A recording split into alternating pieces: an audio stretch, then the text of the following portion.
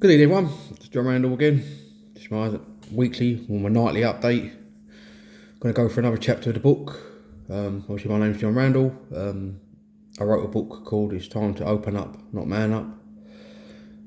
It's just discussing men's mental health, and I broke it down into 31 chapters.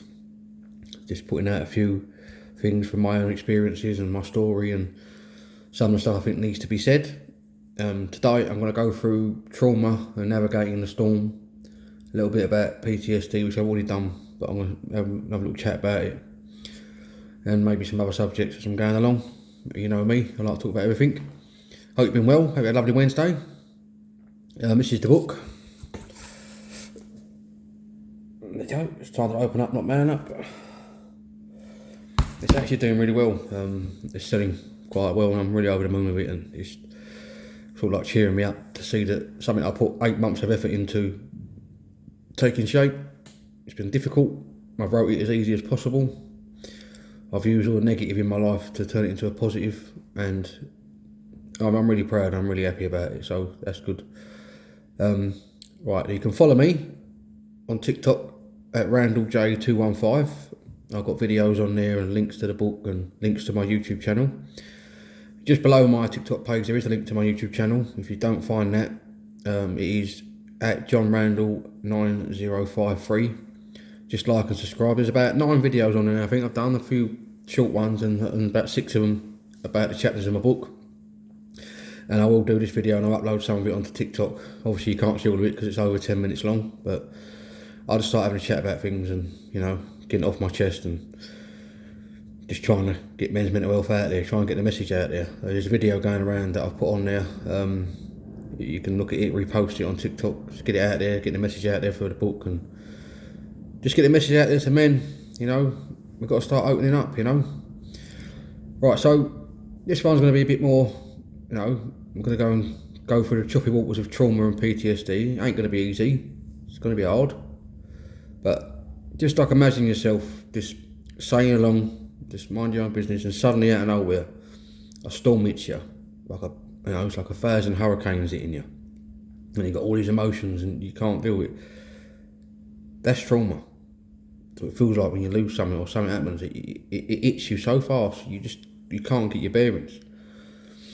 It's like taking a sucker punch in the gut or even in the face. It just comes out of nowhere when you lose someone or something happens, and that really, it's bloody hard. When you get hit like that, it's like life's punched you itself. Life's giving you a big kick or a punch in a place where you don't want it, and you're not ready for it, and you can't quite get everything right. You can't. Your body's not right. Your brain's not right. Everything is out of sync due to this thing that's coming out of nowhere.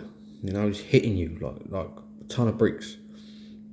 Now I know a few things about trauma because, you know, as I've gone through my grief thing, I lost my parents, both my parents to cancer, and that hurt me so much. It literally, you know, it's like the whole world just fell apart under my feet. The whole world just went, everything was broke down. It left me like, I was in a sea of like grief, anger, confusion, and could never quite get myself right. And it, you know, if you listen to my story, it was one thing after another. Like dad, I got married, then mum went, then after that my nan was ill, then we had a miscarriage. Things just kept happening bit by bit. It happened to my family as well. Like my sisters had stuff going on that obviously it's not my business to talk about, but it all affected all of us. And then after all these things happened, I found out I had PTSD. I was having constant nightmares, you know, especially going to bed or something like that. I just, like flashbacks. I mean, that was a nightmare. Going to bed and then just constantly replaying all the things in my head and seeing it again and again and again. You know, it sucked the life out of me. You know, and it left me. It was like my whole mind become a battlefield. There's just constant things going off. It was constant, like bang, bosh, but everything was just going off. I could not see the end. And it was bloody hard, and it put me in a really crappy place. And the thing is, you can't let trauma define who you are, even though it feels like you're the only one going through it and all that, and I get that. It knocks you down for a little while, It might hold you down for quite a while, but it ain't going to keep you there. You just got to get up, you know, you've got to try and keep going. And it's easier said than done, I know, but you have to. There's going to be days where it all crashes down each time, because what you've gone through will always come back every now and then, it will. There's going to be days where things are a bit better. You know, for all the clouds of crap and all the rain, the sun will shine through. And you will see that, you know, glimmer of hope, and you'll see that you still got to live life no matter what happens, you know. And it's easier said than done. It can take people a long time to get through it, but again, it starts with opening up as well. Talking to people about it. If I had told the people who I cared about the most what I was actually feeling from the day, from Dad onwards, maybe things could have been a little bit better. But, as I said, there's things that have gone on that I can't talk about that were factors in it. But even then, I did try to tell people about certain things, but every time I went to say it, I added something to it, and I twisted it round and made it sound better and greater than what I was actually feeling. And that's just a mechanism that I had to learn to go, do you know what, John, you can say these things. You can say how you feel. And I had to wait a long time to say what I really truly feel, because for other reasons, like I've said before. But in time, I will talk about them. But again, there's people that need to hear these things before I start talking about it to the whole world. It's like recently, 8 months I've been going to therapies and stuff, and I'm starting to learn about me, what I like, what I don't like, you know, what I want to do with myself, what company I want to keep, who I want to let in, who I don't let in, you know. I had 8 months, but mostly on my own, you know, in a room. I had to share a room, like a house with people, and just had 4 walls to stare at all day sometimes, because I couldn't go back to work at that time because I was still not right. And I just started to get right with me, you know. Whatever happened after that, I was trying to push things and trying to get things back to normal, but these things that happened, they've got to go I can't be my past. I'm not allowed to be my past. I can only go forward. So anything else that's originally will have to be something new, because I can't go back to there again, you know. And from 8 months to where I am now, it's a massive change.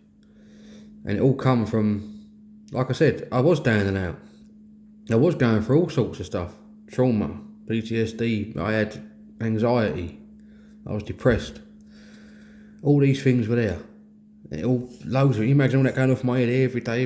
You know what? I went therapy. I was talking to people. I went to group therapy, met new people, listened to what they were going through, understanding people are going through what I'm going through. Some people are going through things I didn't even know about, and you know how they dealt with it. I listened and I watched and I tried to understand, and I thought, right, what fits me? So you know what? Just hang in there. It does get better. I know whatever you're going through the trauma and all this stuff that's gone on, yeah, it fucking hurts. Fuck me, does it hurt? And it's hard. Every day feels like you don't want to live it, because you keep reliving what happened in your head, you know. Reach out for support. It starts with reaching out, opening up, you know. Family, friend, medical professional, you know. Remember, you're not in this storm alone. You're not in that battle alone. You're not alone. It's when you start thinking you're alone is when you've got a problem. The only reason you think you're alone is because you are scared of telling them people that you're suffering. Something, I'm not right. Then you have to be the one. You've got to initiate it. It might take a little while, but once I opened up to like my therapist and spoke to my family and friends that wanted to listen and took the time to understand me, I felt better. Then everything else came out that I've kept buried in there. You know, I started to unload it all, loads of it, and I've still got loads to unload. Like I said, not everything comes down to just my breakdown. There are contributing factors, but I can now piece together all the things that happened and start understanding why I did what I did, why I felt how I felt, why I saw what I saw. And do you know what? I feel so much better. I spent a long while. I always could tell you a great story to stop you digging or make you interested. Do you know what? That was my way saying I can actually fucking write something, because use that for something constructive, something positive. So I took all the negatives and went, do you know what? Stop all the bullshit. write it down. Do you know what's just scared make me be writing? I was dyslexic and haven't got neat handwriting. All these little things, I always put things in front of things, and I've done it. I found a way of doing it. And now I've got ideas now. I will get better, and the books will get better, and probably, I'll start working out a layout and stuff like that, and it's all with time. But this book here is close to my heart because I'm saying about men's mental health, how it feels. Because there's so many men sitting there suffering in silence because they have gone through this. They've had trauma in their life. They've gone through stuff, and they haven't quite dealt with it. And it is, you're walking every day thinking about what happened and what got you down, and if you've lost someone, you had an accident or something, anything that's happened that caused trauma in your life, your brain is constantly just going to keep replaying it until you find that help you need, or when you let it out. Yeah, it's bloody hard to let it out, I know that. But it takes a bloody man to be with the courage to say, do you know what, I'm not all right. I generally am not all right. And no matter how weird or how scary you might think what you're about to tell that person, watch what happens to you. You will change. You will start opening up. Then you'll start finding time. And also, get right with you. Sit down with you and think about it yourself. Like, I don't like the way I am. I need to talk to someone. I need to get past that first hurdle and say, I am having thoughts about not being here. I am having thoughts about, I'm taking drugs, I'm drinking, to numb all the pain, to stop thinking about what happened. I mean, there's so many things people go through. I haven't gone through. I think there's loads of different things people go through that causes trauma in their life, but it's the hardest bit is saying something about it. It could be from their childhood, could be something, as they got older, something happened. All these things they saw, things that happened to them, it all gets buried because they're too scared to talk about it, and it's hard. Now, the best thing I've done, boys, was I opened up. I opened up gradually with bits, but for the first time, this last 8 months, I opened up about everything because I was in a good place at one point, but it still was there. I didn't say everything. There were things I couldn't say, I know that, but I could have just not done it. Could have said, no, I'm not doing this again. I'm not fucking myself up for whatever reason and fucking up my family again. I should have just carried on and said, no, I'm not in that place no more. I don't want to be doing all this shit no more. And telling myself, I'm not putting myself down this road, and the things that were bothering me, the things that needed dealing with, I should have dealt with them. I know that now. And I'm quite happy to talk about that now. And I am in a place where, you know what? I fucking got this. It's going to be a struggle. And I have struggled. People tell me about, they're having a hard time and all that, and I get it. You know why I know I'm talking about it? Because I came out with nothing. I lost everything. Going back into a room, not waking up without your kids there. Your kids becoming a full-time dad, from a full-time dad to literally a part-time dad. Just like that. And my kids are my world. People that know me, my kids are my world. I've got a relationship with my kids that most haven't. Because I spent time with my kids. I've done everything with them kids. I've got no qualms about what I've done. I made mistakes as a dad, of course I have. I've done some stupid, shitty things. But don't ever question my love for my kids. And, they mean the world to me. I just tried to cut corners and do things because I thought I could get better and do better for them. Not the case. They just wanted me. That's it. So look, I know from a trauma for me it's like a freight train coming along and just fucking knocked everything out of the way. Mum, dad, and all this shit that come afterwards. Like 5-6 massive events in my life came along.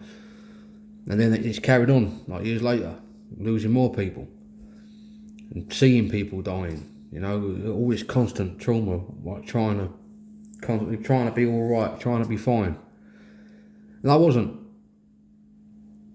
All it took was me to be honest to myself first, then be honest to the people. And then I think if I felt comfortable, I could have told certain people what was going on with the stuff that I kept buried or the stuff that I kept a secret to a point. I should have just bloody said something. Fucking mad, But I'm here. I'm here now. I've sat here. I've got off my arse. And I've just chased up, not been happy in the room. Got myself a flat. Called in the help, all the favours that I was owed. I remembered everything I'd done. I thought, do you know what? It's time I started getting all this right. People that wanted to help me. You know what? Let them help. Let's get together and do it. You know, got my flat. You know, built my family back. Slowly getting my sort of relationship back with my kids. You know, looking about what really matters. Who really cared for you? Who was really there for you? Remembering who was there. You know, making amends for the ones that I hurt. Trying to understand why I did it. I've done all this and I feel so much better for it. And I'm around people that have constantly been positive, from the writing of the books to me telling them how I feel. Everyone they've all just stepped up and been there for me, and never been judged. Never been judged. But just remember, when we're going through this trauma, you know, we're all in the same boat. Like, we're all navigating this, stormy seas together. You know, and the crushing weight of trauma and like the suffocating grip of PTSD, and it is suffocating. It's hard. You know, I came out the other side because I opened up. You can do it too. And trust me, you're going to find yourself. And as I said yesterday, you might find a better version of you. And you might actually work out what your purpose is, or actually what you want to do with your life. What do I want to do? Work. What do I want to do in terms of relationships? What do I want to do? What do I want to see the world? What do I want to do? Set a goal. Follow that goal. Start off with small goals. I got up. I went to work. That's it. Well done. Get that mentality back in there. Right, I've got to get up. Got to go work. Got to earn money. Start with small things. Shower, had a wash. Feel good. You know. Have a little walk. Have a little workout. Whatever. You know, or whatever this is. Whatever you decide is good. You should set yourself small little goals at the beginning and start to build them. You know. It don't matter how small or how basic that task might be. It might help you. So just remember, and I'm not saying I'm living proof, but I am for me. That's why I'm doing this, because I've done it. Every day I set myself a little task. You know, what do I want to do today? What do I want to achieve today? I spent a lot of my time. I go to work, I come home, but I'm promoting this book left, right, and centre because I want to get the message out there. I want to make a success of it because I'm happy with what I've written. I feel I'm coming from a place where I understand it. I've been there. Not just once. I've had 3 massive breakdowns, but this last one was the biggest one. This was the one where I actually really contemplated, I don't want to be here. And I found my purpose, my kids, you know, and I ain't going to be that man no more. I'm going to be the man I want to be. And slowly, I'm finding him. So now I want to go on to triggers. I did say that the other day, you know, when you go therapy, they mention your triggers and the techniques, and it ain't for everyone. Everyone's got different ways of dealing with it. Everyone's way of dealing with it is different. No one is all the same. So I had this at the first couple of therapies I've gone through, but I should switch off. I didn't know what there was. I didn't pay much attention to it. It's only now I look at, you know, if I go out of a certain, it starts off like if I'm going out of a certain group of people and I look at it, before I'll go, but I'm not sure, I'll try and find a way out of it. Now I go just to see, if I go out there and I'm not happy in that pub or with that person, I just go because it's not me. Then I go home and I tick them little things off. I go to a certain house or I've got to meet someone somewhere and I don't like that where I'm meeting them, or I'm not sure where I'm going to, and it triggers me. As my body gets tense or the anxiety kicks in, I know that's the wrong place for me. But also, I know how to deal with it. I like to go for a walk. If I'm come back from trying to face that place or that area, what makes me have anxiety, I come home, I normally take 10 minutes, I sit there for a little while.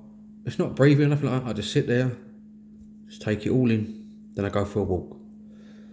Sometimes I just leave my phone here, no phone, nothing. Just go for a walk for about an hour and I come back in, then I'm good to go. And I write down what triggered me. And it could be, as I said to you, it could be a smell, it could be, you know, a certain touch, a certain thing, something that your body will tell you when something ain't right, and your body is your best indicator that something ain't right. You know, and like I know now what mine are, and there will be more, but I know what they are. sometimes I have to go to these places for certain reasons, but I know when I come home, when I've been to that place, less distress, 10 minutes. 10 minutes of nothing. Silence, no phone, nothing. Just sit on my sofa and just take it down. Work out what I can control, what I can't control. You know, work that out. What can I do? What can I do that's best for me? Right, I'm going to go for a walk. I'm going to go have a shower. Have a nice hot shower. Just sit there, let your water run down your head and just let it all out. Or sit in the bath, nice warm bath, candles, the full lot. Sit in it and just sit in the bath, and even if you nod off for a little while, it's still decompressing, let everything out, you know? And it's a big deal. Breathing techniques for some people, they do work. I've tried them, they're all right, but I've found that walking is my thing. Walking or shower. You know, whatever suits for you. But even that's it's a chore of working out what chills you out, what breathing technique, what do I need to do? It could be anything. Meditating. Sounds mental, but for some people it works. You know, sometimes you ain't got to do all that business. You just got to sit there and just shut your eyes and just focus on whatever you want to focus. Just think of one thing you can focus on to make you chill out. Then everything else, you push all that bad stuff away just for that minute. 10, 15 minutes, whatever it is you need to do, 5 minutes, it doesn't matter. Just do it. Some people like to work out. You know, go and do some exercise. Let all that what's on your sit-ups, press-ups, whatever it might be, just keep doing it until you feel, right, I'm good to go again. They're the things, but triggers are important as time goes on. And sometimes, unfortunately, with triggers, it could be someone that's close to you or someone that, you know, you didn't realise that maybe they're your trigger, you know. It does happen. A place you love going to, you never realise all that time you was going there, that's the place you don't want to be going to, because you get that tightness in your chest, or your body's just, it's tense. It's telling you, this ain't you, mate. You need to go and be around people that make you feel at ease. But most of it, to get to them point, you've got to be at ease with yourself. You'll start knowing when you're in your own place, your own flat, your own room, whatever, you start to realise, and then you look at things and go, do I want to go out to this place? Do I want to see this person today? No, I don't want to. No, there's nothing wrong with that. That's being honest to yourself and being true to yourself. So look, pay attention to your body and pay attention to your environment. If something don't feel right and you can't figure out what it is, look around, see what it is that's making you feel uncomfortable. Whether it's a person, whether it's the setting, the colour, the smell, you'll know, and it's just ain't you. It sounds like what I'm saying is like, what colours and smells? Some people do, some people don't like certain, people like going to hospitals, they don't like the smell of hospitals, all these sort of things, they trigger you. It means something's happened that you know of, you've lost someone or whatever, you've gone through something traumatic and it's never left you. Now you've got like an anxiety to it, you've got something that sets your body off because you ain't quite dealt with, or you don't want to be in that place. So yeah, just try and work it all out. You know, take time with you. Figure out what you want to do. You know, do you know what? For everyone that knows me and probably takes the piss, you know, out of me and whatever, and they know, it might be all in jest, it might be banter, that I'm writing, I'm trying to put a book out there. I've done it because it's something I wanted to do. You know, I've stopped myself doing there's loads of things I could have done. Confidence was low, I couldn't do it. Not being myself, you know, not being around the right sort of people, you know, holding myself back, letting people hold me back, knowing that I wanted to go and do something different. But I had to get that right with me. I had to spend time with me to work out who I am. And that is the hardest thing, is getting right with you and knowing what you want. You know, I have made some choices, and there are things that I've done that I'm proud of, you know, ultimately being a dad. Best thing in the world. Hardest thing, bloody hard. Best thing I've done. I don't regret most of them things, I don't. I regret my actions with things, and I regret not dealing with them things, but I'm dealing with it now, so that's where I'm at. So just understand that, firstly, with the trauma, and try and navigate your way through it, don't do it alone. with trauma, you need to talk to whoever it might be. You know, don't have no shame in talking about it.